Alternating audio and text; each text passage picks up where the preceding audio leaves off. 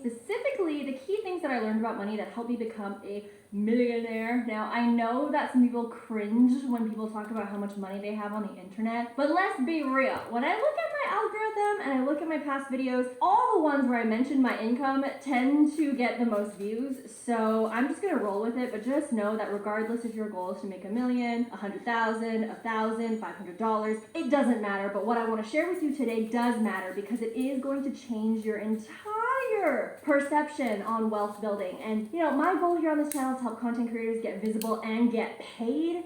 And a lot of that paid stuff is not just strategy, but it's also mindset and how you view and perceive money and building wealth. And that's why I wanted to do today's video, because I want to talk to you guys about all the things that I've learned in the last 10 years of my life that helped me go from making minimum wage to literally making millions of dollars. And so if you want to learn, then keep on watching. All right, friends, welcome to my crib. Let's talk about the first thing that I learned about building wealth and income, and that is passive income takes a ton of work up front. I don't think a lot of people realize this. Everyone throws the word passive income out like, it's just some buzzword that is going to unlock all these streams of revenue for yourself. There's so many videos on the internet that talk about passive income streams, and it leads you to think that you can just press a few buttons and all of a sudden you're going to make $100,000, $10,000, $5,000 passively per month. Now, I have been very blessed to make passive income. I make anywhere between $100,000 to $200,000 a month passively,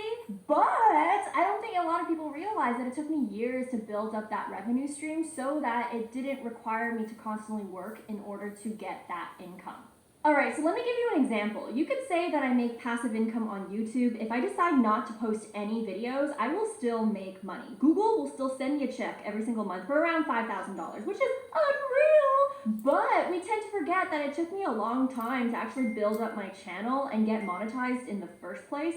And it took a lot of video creation to create videos that can make income on its own, because now it's getting picked up by the algorithm and now it's being ranked on search. So YouTube is a passive income source that I have, but it took a while to build up that one stream of revenue. The same thing applies for fancy things like affiliate marketing. I make anywhere between $5,000 to $10,000 a month passively through affiliate links, but it took me a damn long time to get the traffic and get that consistent traffic in order to even make that amount. It took a lot of years of building up my brand, building up the traffic streams, building up my social media platforms, building up my website, getting the SEO right. It takes a lot of time to build those things up so that it prepared me better for the future in order to even make that income stream in the first place. Another thing is my online course, the Boss Gram Academy. It's a program, and I make steady income every single month from it, 6 figures per month in fact, but it took me a few years to even build up this program. It didn't start with a course, it actually started with me working with one-on-one clients first, me trading my time for money, actually working with clients individually, personally, so that I understood what my zone of genius was, what I was good at, what I wasn't good at, if people were even getting results, what is the process that I want to take people through, what is the niche, all those things. And then once I got really clear on that, just from working with one-on-one clients, I then packaged everything I knew into this course. Then once I made enough money, I then put it on this autopilot sales machine where now I use email marketing and I have these funnels and I have all these things that actually sell this program behind the scenes in my sleep. Things that you guys probably learned or watched on YouTube with other people telling you how to make passive income. But it took me like a year to build that up. I was working with one-on-one clients first. And so I think that it's so important to remember that when you're thinking about wealth, is that wealth takes time to build and it takes a lot of effort up front. It takes a lot of commitment, persistence, work, and potentially trading time for money for the first few months, first few years in order to build a better future for yourself. You're really planting the seeds of tomorrow today. All right, so my last sentence totally did not make sense. I do not want to refilm that segment. But what I meant by planting the seeds of tomorrow today is if your goal is to make a shit ton of money in the future and you want to make it passively because you're lazy, I'm lazy, I don't want to work for the rest of my life either, but if that is your goal, you got to realize that you got to put the work up front. And another thing too that I learned about wealth and just like life in general and success in general is we often overestimate how much we can achieve in a year, but we underestimate how much your life can change in 5 years. And so one of the best advice that I ever got, I don't even know who I got this from, I'm pretty sure I watched a YouTube video, but I know some people who, like the most successful people, plan out their lives in 5-year segments. And I know, even for me, I have no idea what the heck I want to do in 5 years, and that's okay, but I think it's important to understand, who do you want to become in 5 years? In 5 years, who do you want to be as a human being? It doesn't matter if you're like, don't know the details of where you're going to work, how much income you're going to make, and all that stuff, but really challenge yourself to think about it in 5-year segments, because that 5 years, you can plant so many dang seeds in order for you to get as close as possible to who you want to become in 5 years. There is an amazing quote by James Clear, and he wrote the book Atomic Habits. And he says that success is not defined by the goals that you set. What he means by that is, when you actually think about Olympians, people who go to the Olympics, all of those people have the goal to win. If you're thinking about candidates who apply for a job, all of those candidates obviously want the job. Everyone has the same goal. Just like you and me, we all have a goal where we want to make a lot of money with the least amount of work, retire young, and do all these things. Everyone has that goal, okay? Nobody is waking up saying they don't want that. But what's most important is the action that you take today, tomorrow, the next day, the following day, whatever it is, to actually get closer to that person that you want to become. And I think that's one of the best advices, best, inspirational quotes that I ever read that really helped me understand how to quantum leap my life and how I can be in control of that. And so I just wanted to share it with you guys in this video because it changed my life, and I really hope it changes yours. Also, if you are someone who is really interested in learning about my journey of how I went from being a broke-ass minimum wage content creator to suddenly having this incredible life, this incredible audience, you actually being able to find my videos is such a blessing. If you want to know how I did that, then make sure you click the link in my description box below. I used to be a content creator that was so burnt out, giving so much free value away, until I found a way to sign paid clients at the one-on-one level to start. In this training, I'm not only going to share how I did that, I'm also going to share some updated content strategies as well to attract your ideal followers and also turn them into paid clients, as well as other things like creating a social media sales funnel, all those different things to help you monetize the amazing content that you're already creating. So if you want me to help you plant those seeds for yourself, so in the next few years you're able to reap the benefits like I did, then make sure you click the link in my description box below, because I would love to see you at this training. Anyways, let's go back right into the video.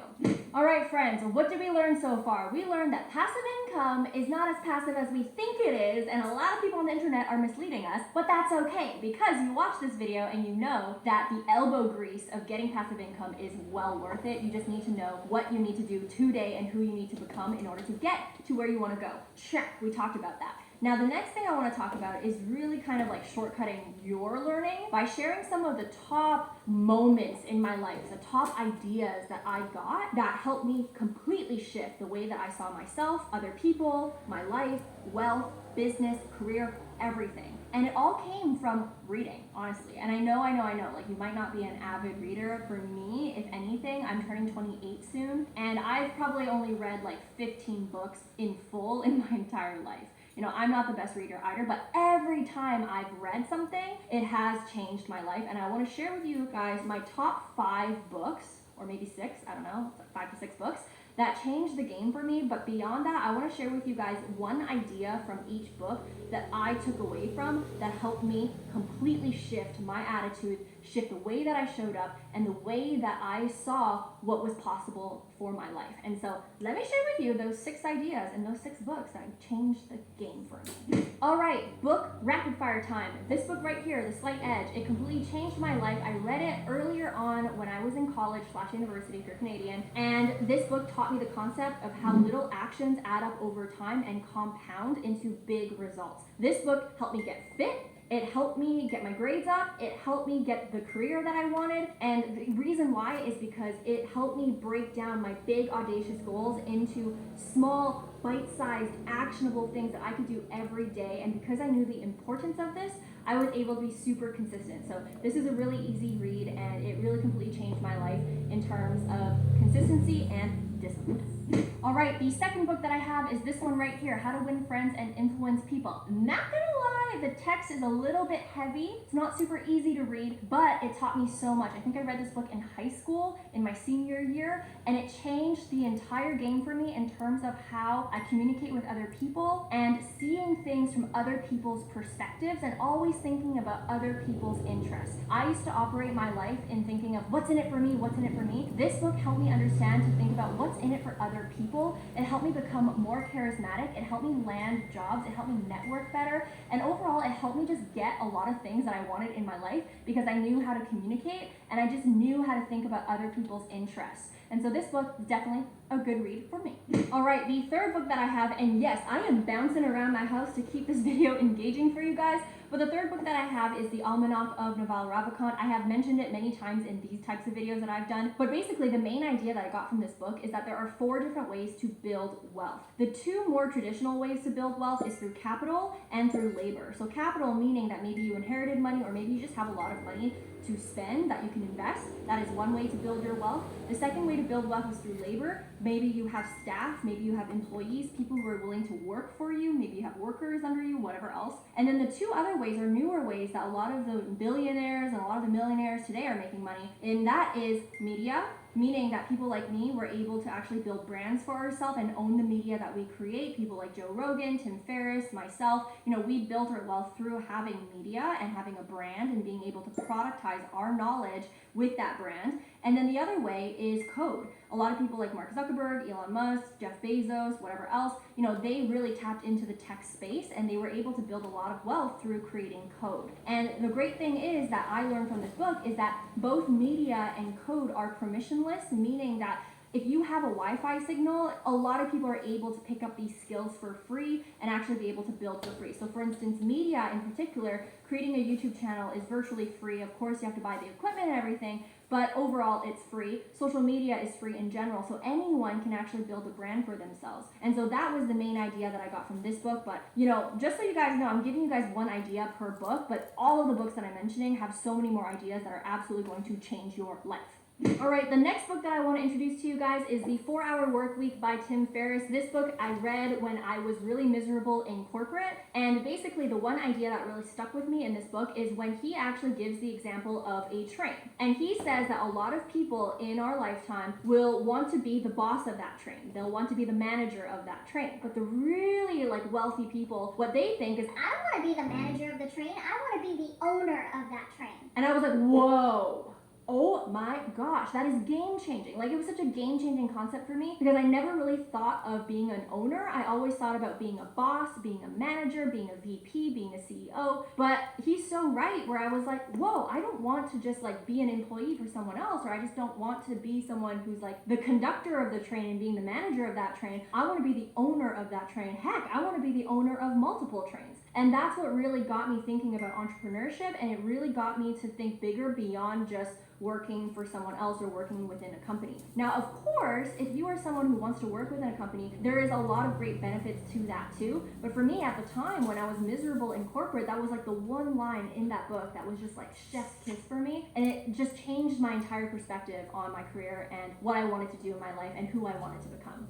All right, the next book on my list is The Mountain Is You by Brianna Weiss. This is a book that I actually read really recently when I was hitting fan in my business, and it wasn't necessarily anything related to strategy. It was a lot about mindset and how I was dealing with problems and how I was coping. This book really helped me understand what self-sabotage looks like, and it helped me become really self-aware of the patterns that I was causing for myself that would basically set me back a lot in life and a lot in business because of the story that I was telling myself and the patterns that I was sucking myself into, and just basically learning about what self-sabotage even is and how to react to it. I think a big idea that I also got from this book was understanding the difference between gut feelings and projections. So for instance, I would always operate off of my gut feeling, and then I would create a lot of anxiety for myself. But then this book taught me that, hey, listen, if you're getting a gut feeling for something that's happening right now in the present, honor that gut feeling. But if you are feeling anxiety and you're feeling weird feelings about something that hasn't even happened yet, and that's far into the future, that's not your intuition, that's not a gut feeling, that is you projecting some sort of insecurity, that is you projecting some sort of thing that's unresolved, and it's clouding your judgment. And so that was one big idea that I got from this book. But of course, there's so many other ideas, like I mentioned, in these books that have changed my life, but I'm just giving you the Cliffs Notes version of the things that really stuck with me. But this is a really great book if you are someone who experiences with self-sabotage, or maybe you're someone who doesn't even know if you're self-sabotaging and you want to learn how you can actually achieve your goals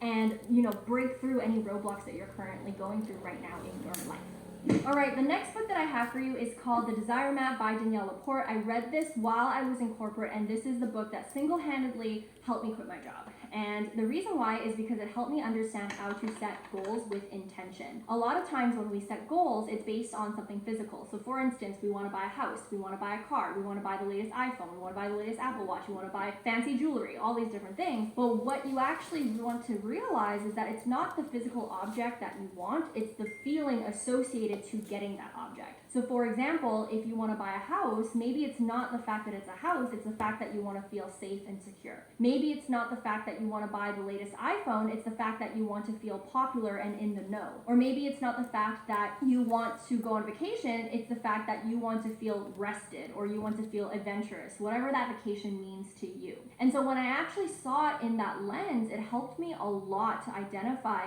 how I can achieve my goals better. So for